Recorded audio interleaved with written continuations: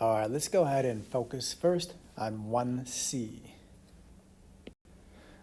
I know the question was about C, but quickly, to find where it's not continuous, we factor, and the zeros of the denominator are where the function is not continuous. To find the limit as x approaches -3, we can cancel these common factors and do direct substitution. All right, now let's get to the question, part C. Why aren't the vertical asymptotes x equals -1/2 and x equals -3? Why is only this the vertical asymptote?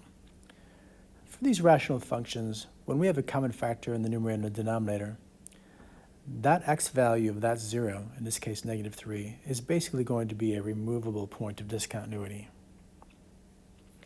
So that means only x equals -1/2 is the equation of the vertical asymptote. For part D, the horizontal asymptote is what happens as x approaches infinity on the left side or the right side, in which case we can ignore all the terms of lesser degree than the leading term and just focus on x squared over 2x squared, which is 1/2.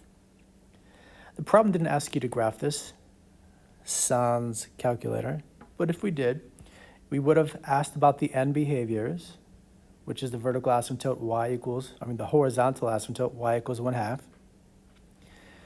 We would have found out where it was undefined and where there's a vertical asymptote. So the vertical asymptote was at -1/2, this red dashed line. And so we know that the curve is going to be well behaved.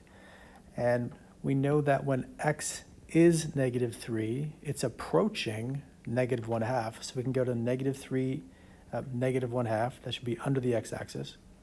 And there will be an open circle there because it's not defined. That's our removable point of discontinuity. And then just by plugging in values, like if x is equal to 0, the output is 6/3, which is 2, gives us this point. And we can check some other values without a calculator, see if they're above 1/2 or below 1/2, and these never cross the horizontal asymptotes. Remember, a graph can cross a horizontal asymptote, possibly. It could have crossed and then approached from underneath, but this one approaches from above, never crossing. A graph can never cross a vertical asymptote because that's when the denominator is 0 and it's just not defined there. Well, I hope that helped to explain why the answer is only this vertical line and not that one.